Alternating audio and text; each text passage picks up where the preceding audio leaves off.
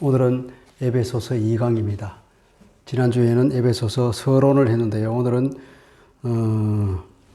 이제 에베소서 1장 3절부터 시작해서 14절까지를 보도록 하겠습니다.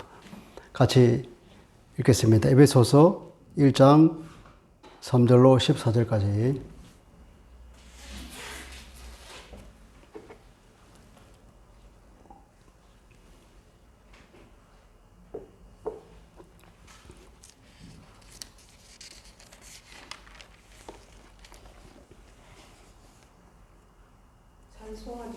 자, 다 같이 읽겠습니다. 시작.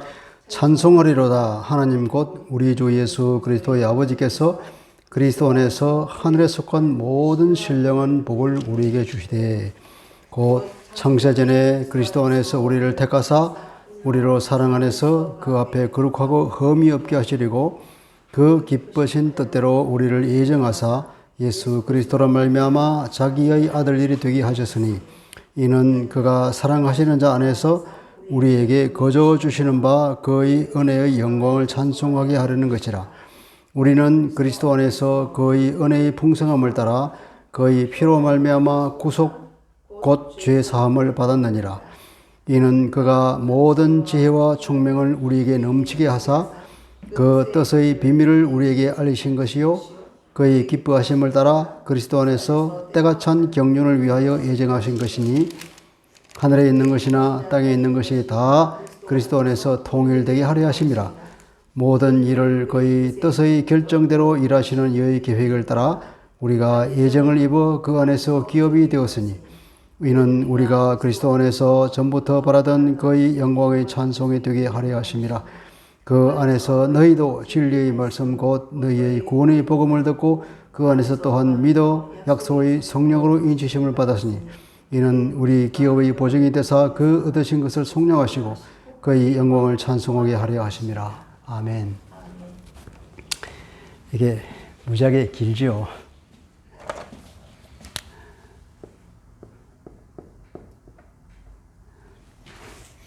이걸 찬송 혹은 감사 문구라고 하죠. 이제 이걸 히브리 말로 베라카.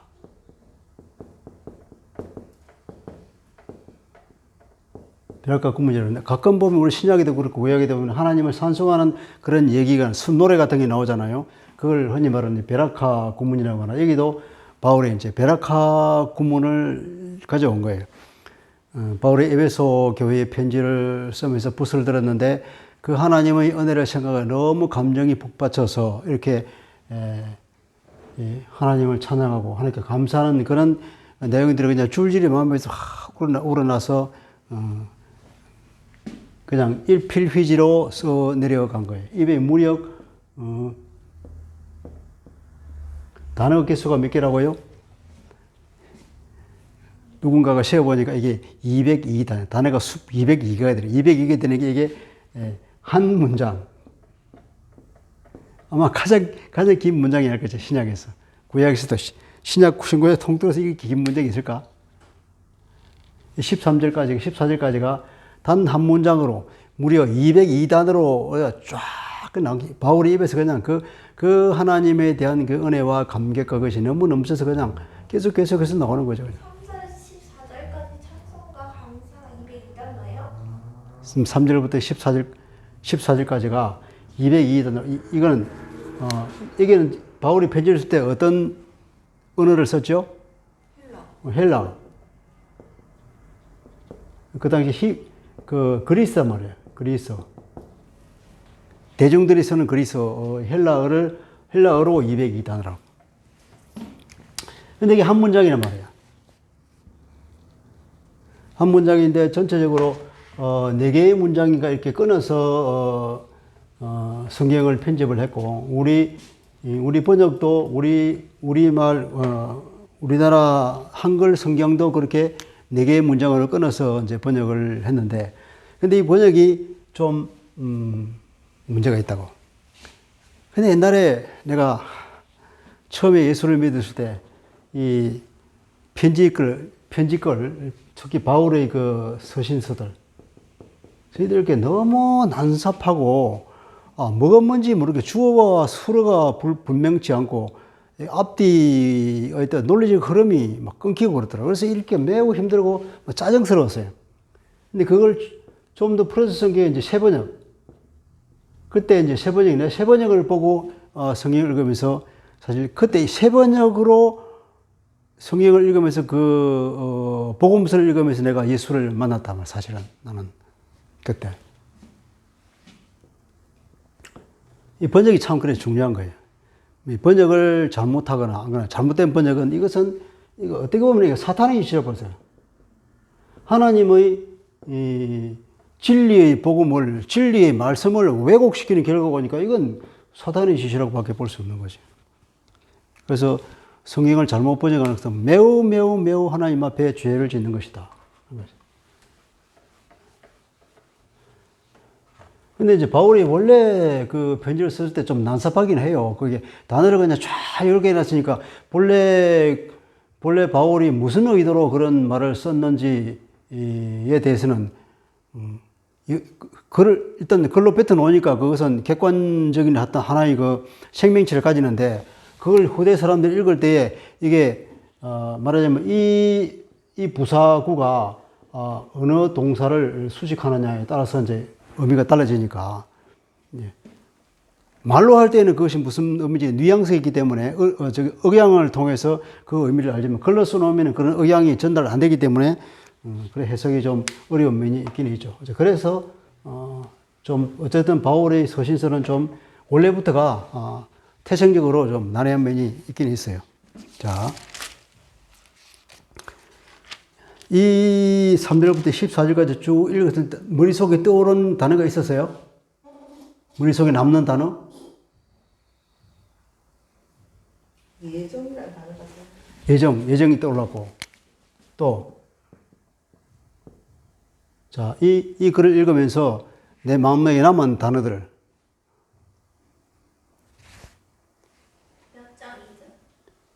여기서 3절에 14절까지 우리 아까 읽었는데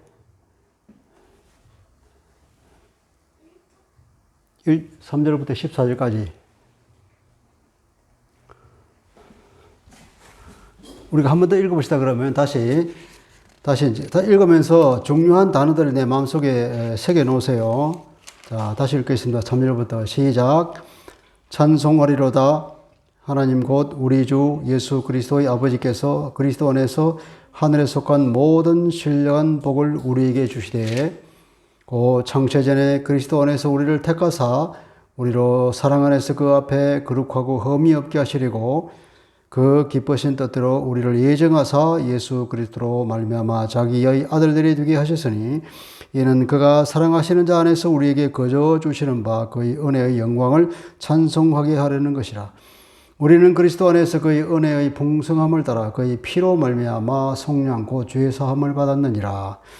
이는 그가 모든 지혜와 총명을 우리에게 넘치게 하사 그 뜻의 비밀을 우리에게 알리신 것이요 그의 기뻐하심을 따라 그리스도 안에서 때가 찬 경륜을 위하여 예정하신 것이라.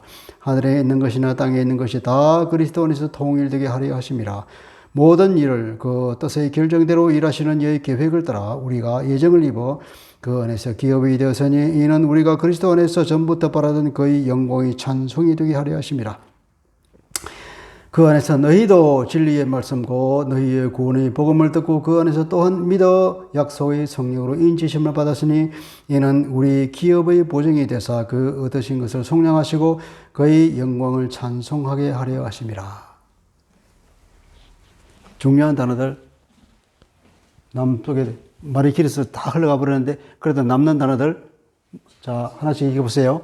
예정 얘기 나왔고 찬송 또 신령한 복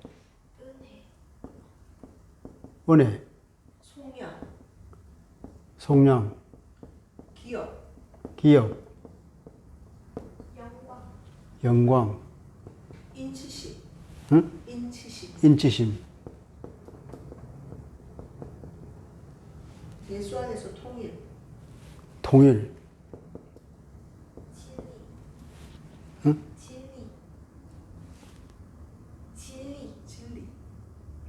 정인, 진리, 진리, 구원, 복음, 구원, 복음, 보증, 보증, 보증, 지혜, 응? 지혜, 기회, 지혜, 지혜. 지혜. 자, 이런 여러 단어들이 이제 나오는데, 이것을 어떤 학자가, 이 책을 쓰신 분은 길성남 목사님인데, 길성남 목사님, 이분이 이제 신학 박사예요. 이분이 사적으로 번역한 것을 내가 읽어드릴게요. 잘 들어보세요. 하나님 곧 우리 주 예수 그리스도의 아버지는 찬송받으시기 합당하십니다.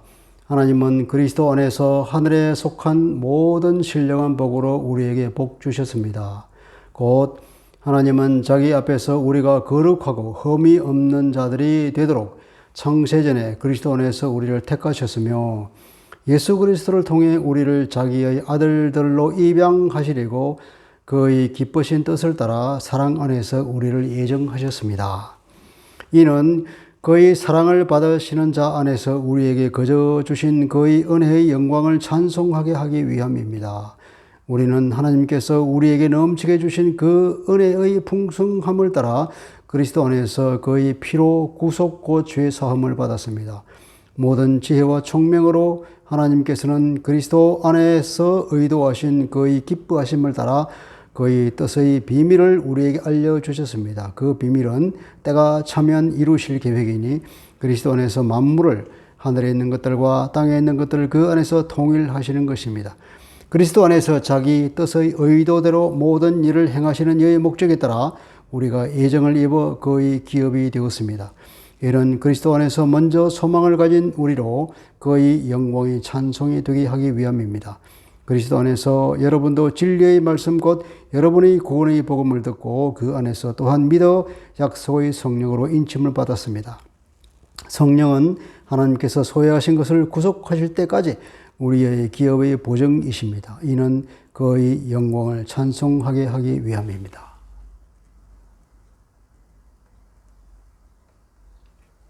어떻습니까? 이 내용도 마음에 남는 게 없습니까? 다 흘러가 버립니까?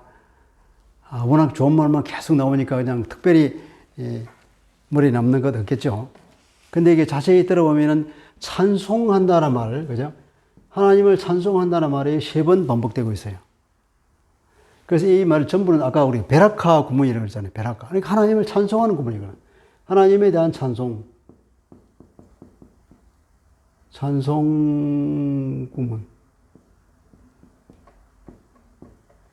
하나님께 감사하고 하나님을 찬양하는 거예요. 우리에게 왜 찬양하냐? 우리에게 모든 신령한 복을 우리에게 다 주셨기 때문이다. 그렇죠. 모든 신령한 복을 그랬죠. 모든 하늘에 속한 모든 신령한 복을 우리에게 주셨기 때문에 그분은 우리에게 찬양할 수밖에 없다. 그러면 우리에게 주신 그 복이 어떤 게 있을까요?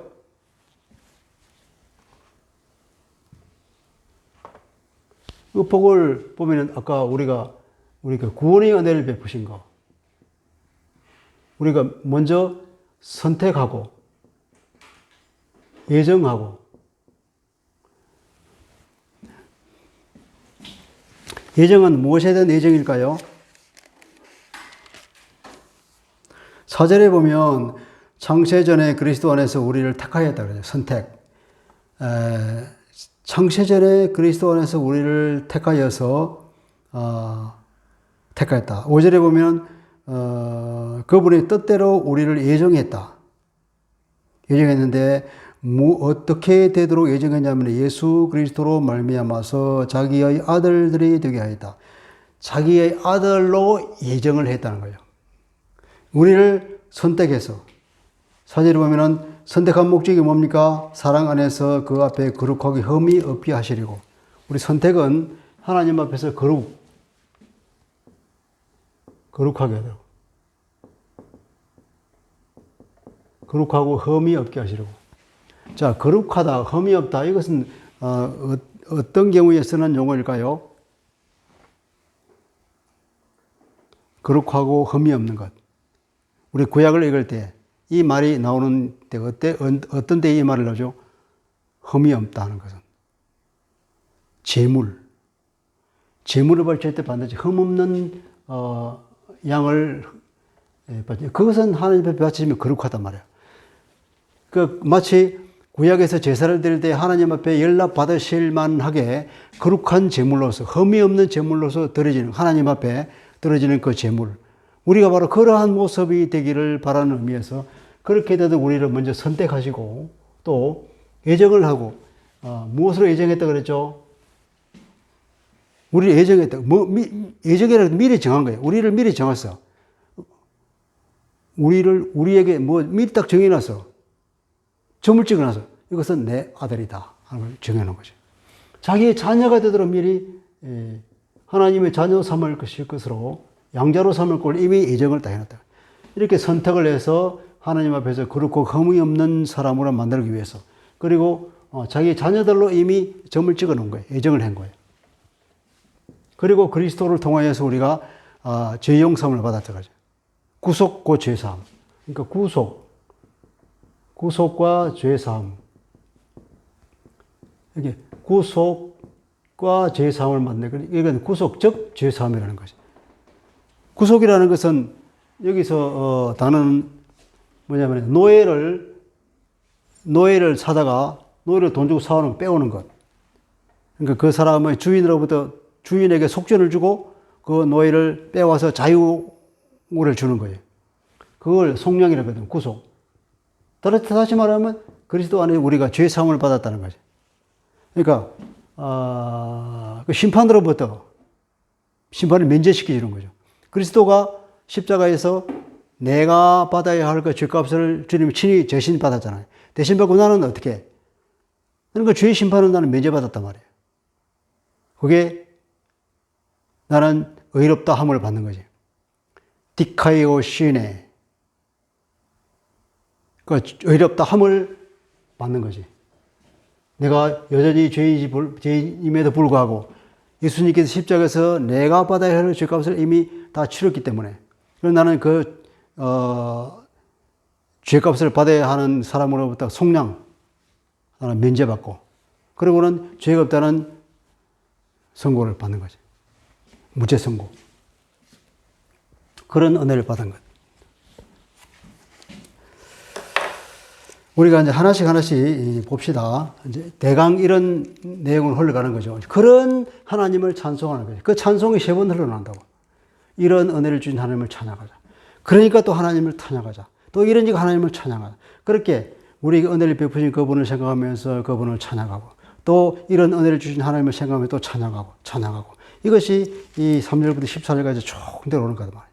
우리가 구체적으로는 어떻게 하나님이 은혜를 베푸셨는가 자세히 한번 봅시다. 3절 찬송하리로다 하나님 곧 우리 주 예수 그리스도의 아버지께서 그리스도 안에서 하늘에 속한 모든 신령한 복을 우리에게 주셨다. 그러니까 하나님은 곧 우리 주 예수 그리스도의 아버지는 찬송받으시기 합당하십니다. 왜냐?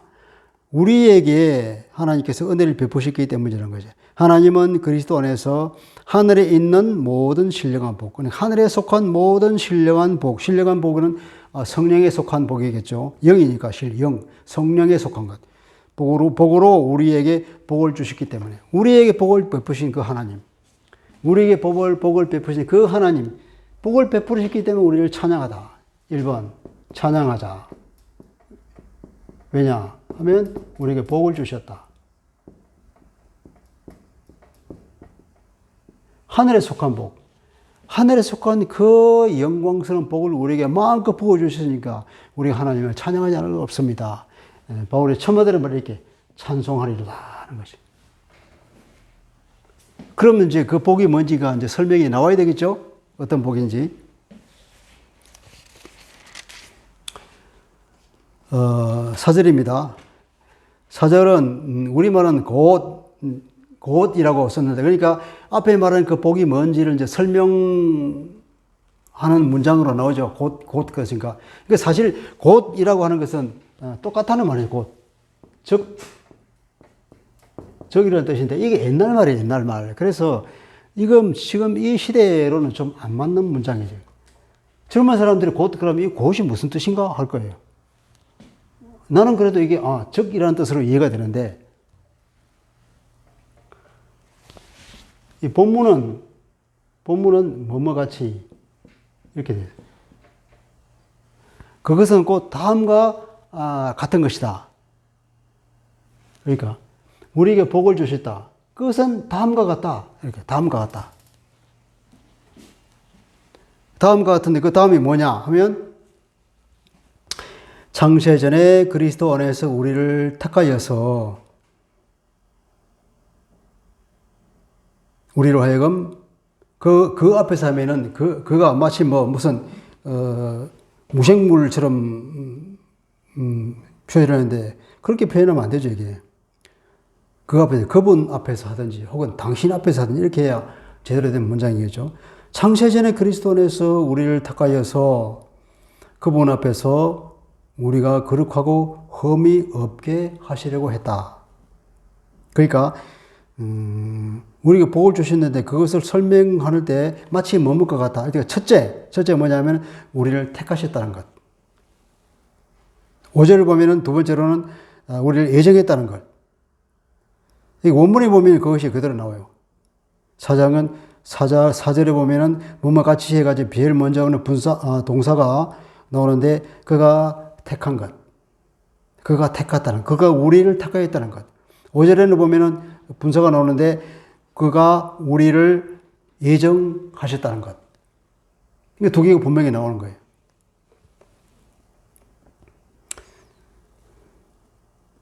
우리를 택하여서 어떻게 했냐면 그분 앞에서 당신 앞에서 거룩하고 흠이 없는 사람으로 우리를 택하고 사랑 안에서 하는 말이 있죠. 4절이면 사랑 안에서 하는 말은 이게 번역을 4절 안에서 사랑 안에서 흠이 없게 하시려고 했는데 이 말은 보면 4절의 맨 끝에 나오는 부사구예요. 맨 끝에는 부사구인데 사실은 이것은 5절에 들어가야 맞는 거란 말이에요. 사랑 안에서 거룩하게 흠이 없게 한다는 그런 문장을 찾아보기 힘들죠. 오히려 사랑 안에서 우리를 예정했다. 이렇게 말하는 것이 더 어울리는 표현이죠. 그러니까 4절에 있는 맨 마지막에 있는 구문, 사랑 안에서 하는 이 구문은 4절로 갖다 붙이는 것이 아니라 5절에다 갖다 붙여야 합당하다는 것이. 그래서 이분도 번역할 때에 그렇게 번역하죠. 곧 하나님은 자기 앞에서 우리가 거룩하고 흠이 없는 자들이 되도록 창세전에 그리스도 안에서 우리를 택하셨고 5절에 보면 예수 그리스도를 통하여 우리를 자기 아들들이 입양하시려고 그의 기쁘신 뜻을 따라 사랑 안에서 우리를 예정하셨다. 사랑 안에서라는 것을 예정하셨다를 수식하는 말로 번역한 거죠. 그게 합당한 말일 겁니다.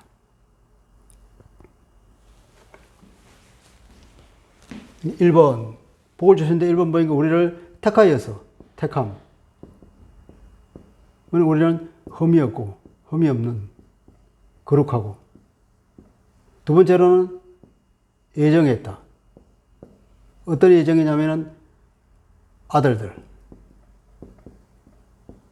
사실은 자녀죠, 자녀. 그죠? 그때는 다 그냥 아들로 대표했는데 우리를 하나님의 자녀로 삼으려고 예정을 하고 우리를 이미 창세전부터 택하여서 흠이 없고 거룩한 존재로 만들기 위해서 바울은 우리가 하나님의 은혜를 받아서 그리스도 안에서 우리가 구원을 얻었는데 이것이 어떻게 되냐? 내 능력으로 된 것이냐? 절대 아니라는 거예요. 이것은 우리가 율법을 지켜서 우리의 행위로 우리의 구원과 우리의 노력으로 이루는 것은 전혀 없이 완전한 하나님의 은혜요. 하나님께서 주권적으로 주신 은혜라고 하는 것을 강조하기 위해서 창세전에 이렇게 말해요. 창세전에 그러면 내가 내가 받은 구원과 내가 받은 이 하나님의 은혜에 내가 어떤 것을 조금이라도 개입할 여지가 전혀 없잖아요. 그런 거죠. 창세전에 하나님 그렇게 했는데 내가 태어나지도 않았고 내가 존재도 없었는데 내가 무슨 거기에 개입할 여지가 있으면 내 공로가 들어갈 여지가 어디 있겠어요. 온전히 하나님의 주권과 하나님의 그분의 능력과 은혜. 택함을 누가 하느냐? 하나님의 주권에 따라서 택하는 거지. 하나님 이 사람은 이걸 택할 수도 있고 저걸 택하고 하나님 온전한 주권과 자유에 의해서 하는 건데 내가 그의 택감을 받았다는 것은 이거보다 더 행운은 없는 거죠. 그것을 노래하는 것입니다. 그 감격이 내가 구원을 얻었구나. 내가 이 사도의 직분을 받았구나. 그래서 창세전에 그리스도 안에서 바울을 쓸 때 늘 말이 그리스도 안에서 하는 말이 그리스도 안에서라는 말이 없으면 바울은 말이 안 돼 그냥. 바울이 쓴 모든 편지글에 보면은 그리스도 안에서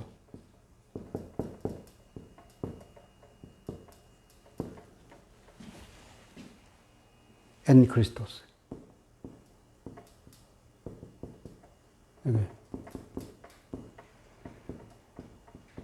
인 크라이스트 우리가 그리스도 안에서 모든 말은 모든 하나님이 주신 은혜와 우리의 구원과 그 모든 건 다 어디서 이루어진다? 예수 그리스도.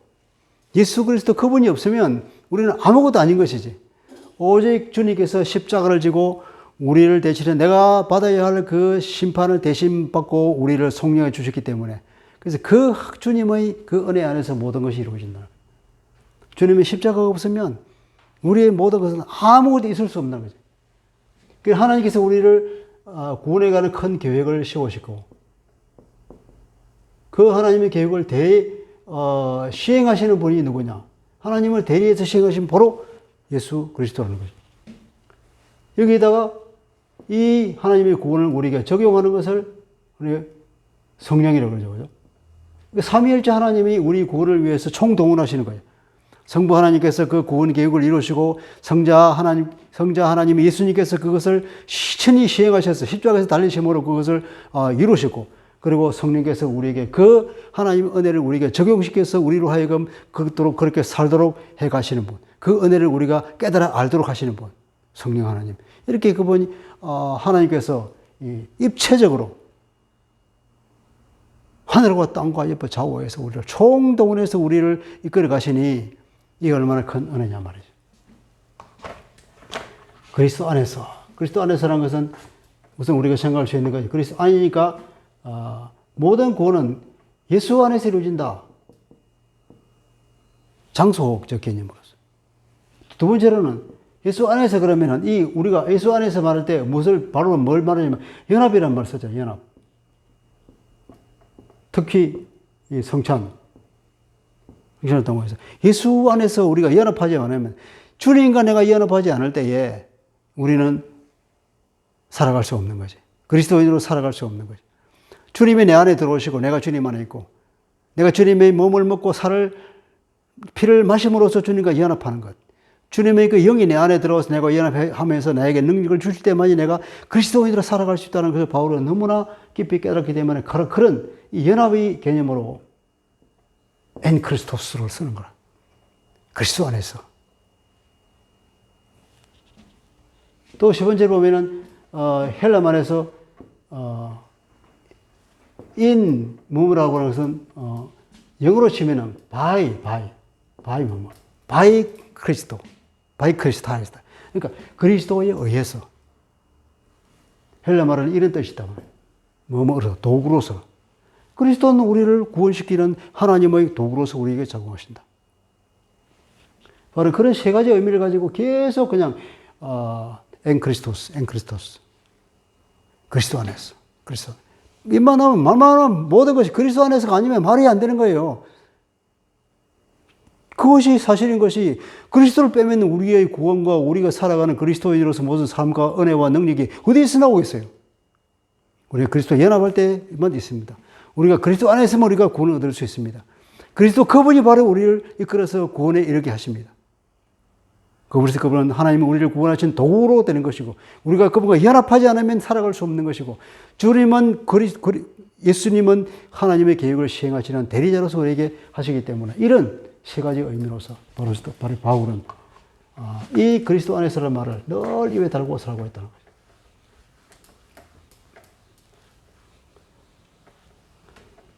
우리 그리스도인들은 늘 말끝마다 아멘 하듯이 바울은 늘 엔 크리스토스 이렇게 그리스도를 강조한다는 거예요.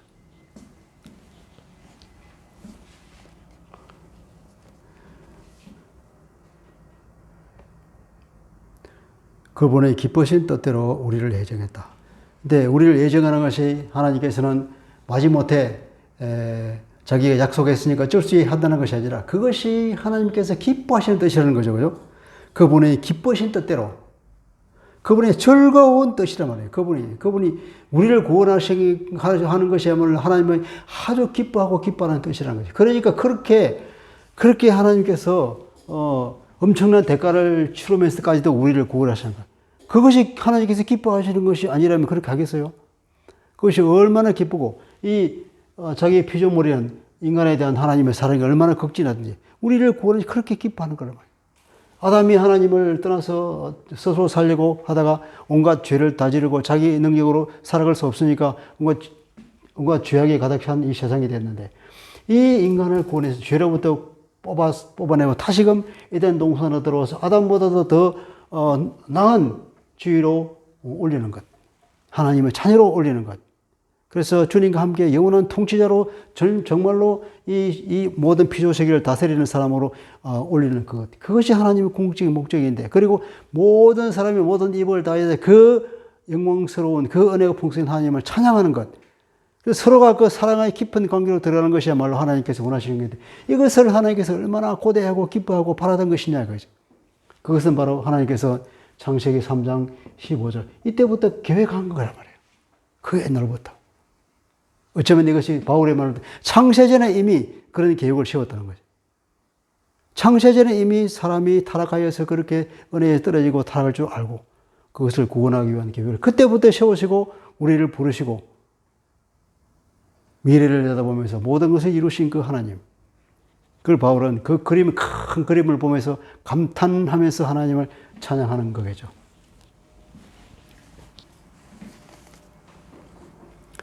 그래서 우리로 하여금 당신의 아들들이 되게 하는 것. 그것이 그렇게 우리를 예정해 놓았다는 거예요.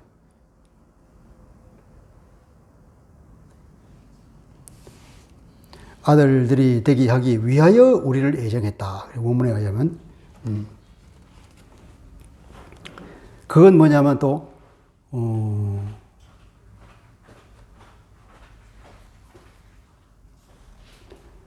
자기를 위하여. 그건 뭐냐? 자기를 위하여란 말이에요.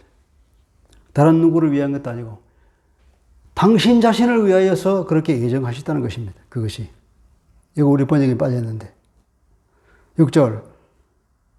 또 뭐냐면은 그 목적은 뭐냐면은 그가 사랑하시는 자 안에서 우리에게 거저 주시는 그러니까 우리에게 베푸신 그 은혜.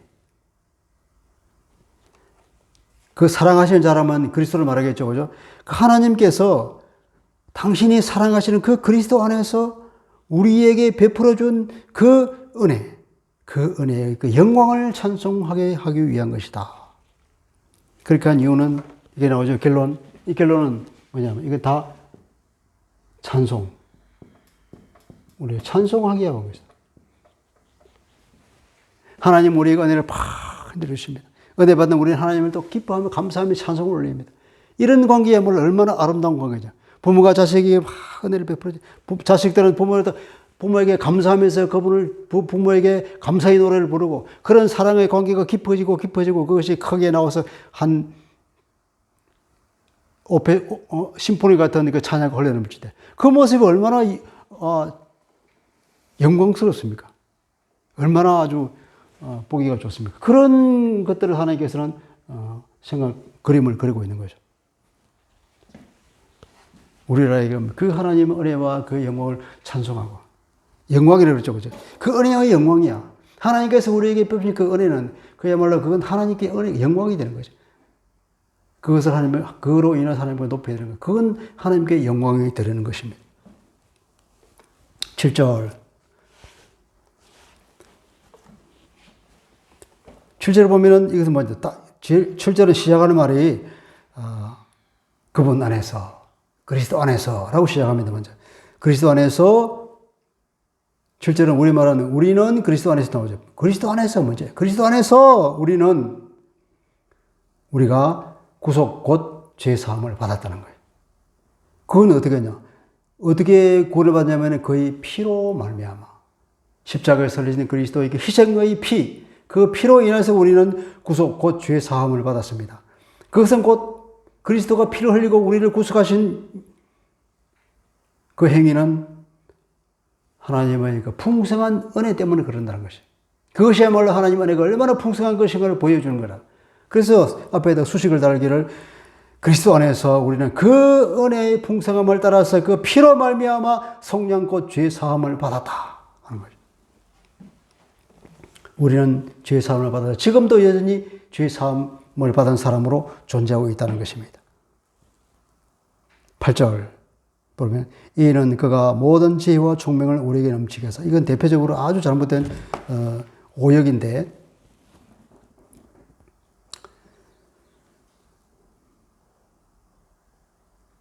그 은혜의 풍성함을 설명하는 것입니다. 이게 여기 보면은 여기는 이렇게 번역했습니다.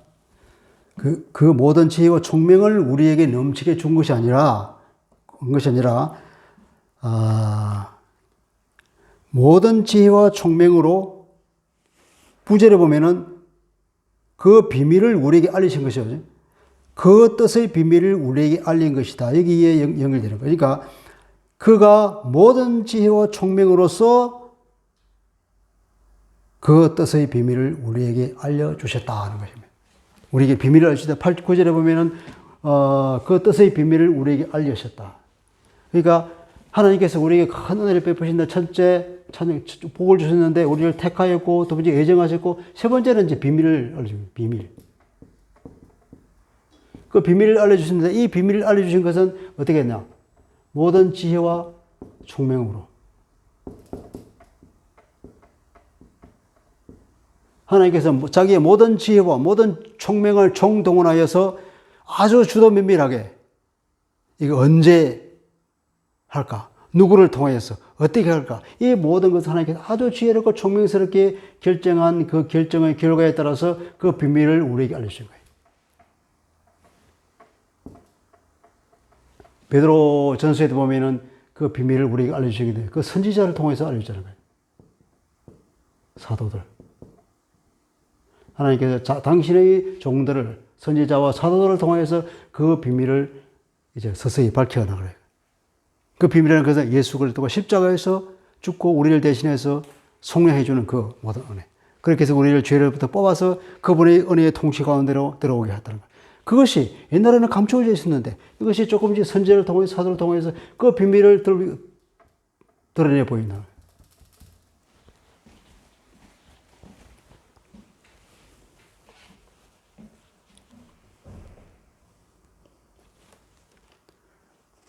넘치게 한다고 하는 것은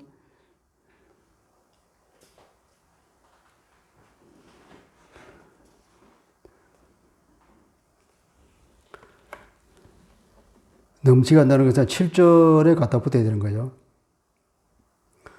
우리에게 넘치는 그 은혜. 7절에는 그 풍성한 은혜잖아요. 그분의 그 풍성한 은혜라는데, 그것이 넘치게 한다는 것은 그쪽으로 수식이 되어야 되는 거예요. 우리에게 넘치는 그분의 은혜의 그 풍성함, 그것을 따라서 우리에게 속량함을 주셨는데, 그것이 이제 앞으로 끝나는 것이고, 9절은 다시 시작하는 것입니다. 그게 우리에게 베푸신 그 은혜가 무엇인지. 세 번째는 그분의 뜻의 비밀을 우리에게 알려주시는데, 어떻게 그분의 모든 지혜와 총명으로서 그분은, 하나님께서는 당신의 뜻의 비밀을 우리에게 알려주셨다.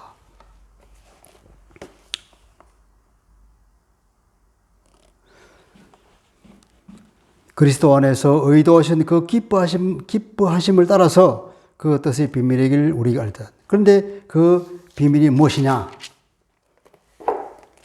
10절은 그 비밀에 대한 설명이에요. 왜냐하면 이제 10절 시작할 때 원문에 의하면 무엇을 위하여라고 하는 단어로 시작하거든요. 그러니까 그 비밀을 알릴 이유가 뭐냐면 이것을 위하여 비밀을 우리에게 주셨다는 거예요. 그래서 그 비밀을 설명하는 거죠.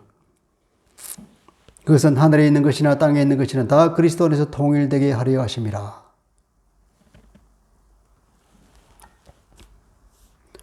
그러니까 그 비밀은 우리말에 의하면 구절에 붙어 있죠. 구절에 때가 찬 경륜을 위하여 예정하신 것이다. 때가 찬 경륜이라면 때가 차면 이루실 계획이다.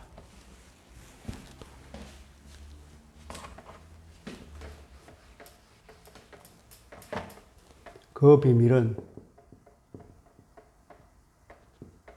때가 차면 이루실 계획이다.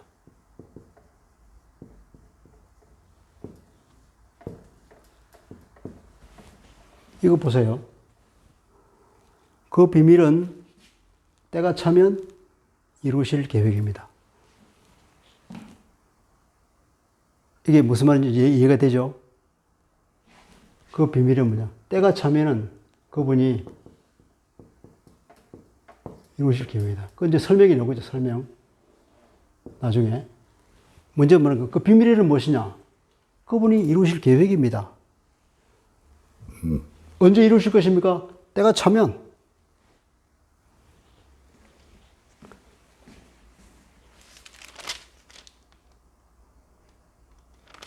이것을 때가 찬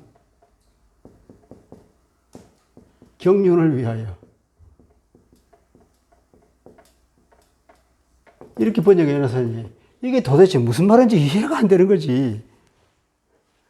때가 찬 경륜? 경륜도 아주 옛날에 쓰던 그런 한자어인데 경륜이 지금 뭐 무슨 말인지 몰라. 경륜은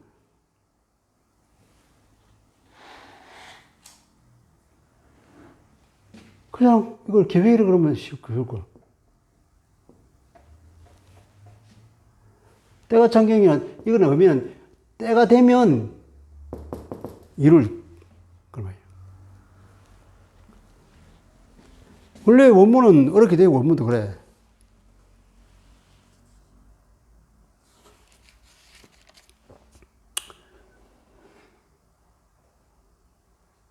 때의 충만함의 경륜.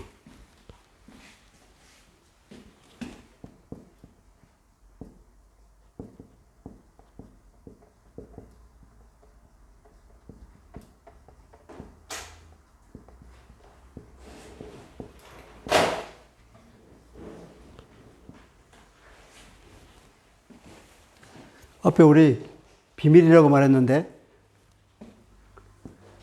그 비밀을 주는 목적이 위하여 하는 거죠. 목적이. 그 목적이 뭐냐면 때의 충만함의 경영을 위하여. 원문은 이렇게 어렵게 되어 있다고. 때의 충만함. 때의 충만함의 경영. 이게 어려운 거지, 이게. 때의 충만함의 경영. 때가 차면은 경영하실 계획.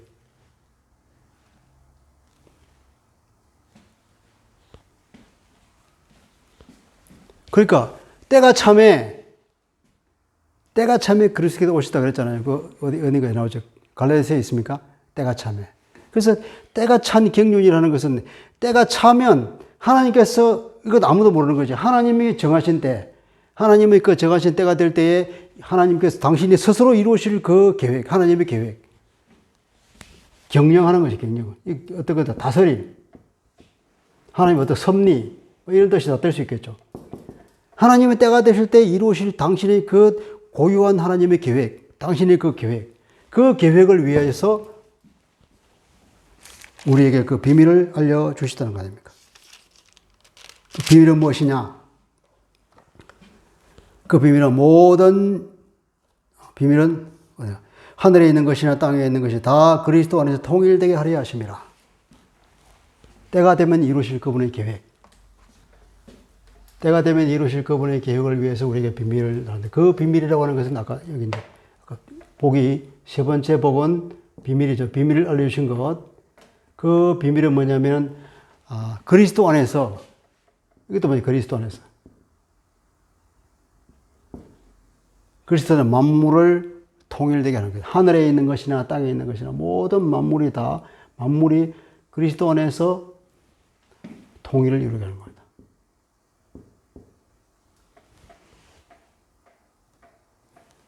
근데 통일이라는 것도 약간 어폐가 있는 단어예요. 정확한 의미는 그리스도 안에서 모든 만물을 다 다시 모으는 거예요. 모은다고 해서 통일을 이루는 건 아니잖아요. 통일은 어떤 하나의 어떤 공통된 기준을 가지고 뭐 이렇게 연합시키는 것을 통일이라는 개념으로 쓰는데 그런 의미에서 보면 통일은 아니거든요. 어쨌든 그리스도 안에서 다 모였다고 하는 의미에서 보면 통일이 뭐 틀린 말은 아닌데 그리스도 안에서 모든 것을 다시 불러들이는 거예요. 불러들여서 그리스도의 통치, 그리스도의 주권, 그리스도 안에서 새로운 질서, 그리스도 안에서 새 인류를 만들었어요. 그리하여서 궁극적으로 새 하늘과 새 땅을 이루어 나가시기 선하시는 하나님의 그 놀라운 계획. 그것이 비밀이라는 거예요. 비밀. 지금까지는 몰랐어 아무도. 비밀. 공공연한 비밀이에요. 아는 사람은 알고 아무리 말해줘도 들을 귀가 없는 사람은 듣지도 못하고 보아도 보지 못하고 들어도 깨닫지 못하는 그 하나님의 놀라운 비밀. 그리스도 안에서 모든 만물을 다 다시금 끌어모아서 주님이 이제 주권자가 되시고 그분이 통치가 이루어지고 우리 모든 사람을 타락한 인간을 주님께서 십자가를 통해서 구속을 이루시고 그분 안에서 새로운 피조물이 되어서 이방인이든 유대인이든 다 하나의 새로운 하나님 나라의 새 인류를 만드셔서 새 인류를 만드시고 그걸 새 질서 가운데서 주님의 새로운 통치와 주권 안에서 모든 만물을 다시 불러서 이 우주 만물도 함께다. 로마서 8장에 보면 나오잖아요.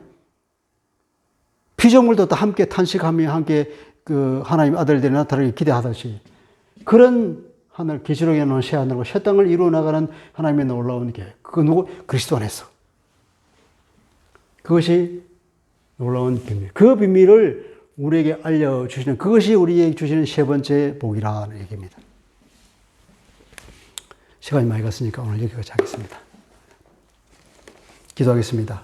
하나님 아버지, 바로 에베소서 편지를 쓰면서 무척 하나님의 그 놀라운 은혜와 그리스도의 그 은혜를 생각하면서 그 마음에 감동이 북받쳐 올라서 일필휘지로 써내려간 202자의 놀라운 긴 문장을 통하여서 하나님을 찬양하고 감사하는 것을 보게 됩니다. 주님, 우리도 하나님의 은혜와 우리 주님의 십자가의 은혜를 생각할 때마다 우리 마음에서 북받쳐 오르는 감정으로 인해서 하나님을 마음껏 찬양할 수 있는 마음이 우리 심령을 우러나고 아버지 우리에게 그 놀라운 새롭고 세련된 단어들이 계속해서 떠올라서 하나님을 마음껏 찬양할 수 있게 하여 주옵소서. 우리를 구원하신 그 하나님 아버지, 우리에게 놀라운 하늘의 신령한 복을 주신 그 하나님, 창세전부터 우리를 택하시고 우리를 하나님의 아들들로 되도록 미리부터 예정하시고 그리스도 안에서 모든 만물들을 통일하시고 새로운 인류를 만들고 새로운 질서를 만들고 새롭게 주께서 주권적으로 통치하시고 우리를 하나님의 그 놀라운 은혜 가운데로 그 통치 가운데 이끄시는 하나님의 그 놀라운 그 구속의 비밀, 그것을 주신 그 세 가지 은혜를 위해서 하나님을 찬양한다고 그랬습니다. 주님, 그렇습니다. 우리도 늘 주님의 이 놀라운 은혜를 생각하고 묵상할 때마다 우리의 마음에 감격이 흘러넘치고 주님의 찬양하는 찬양 우리 심령으로부터 터져나오게 하여 주옵소서. 주 예수님 이름으로 감사하며 기도합니다. 아멘.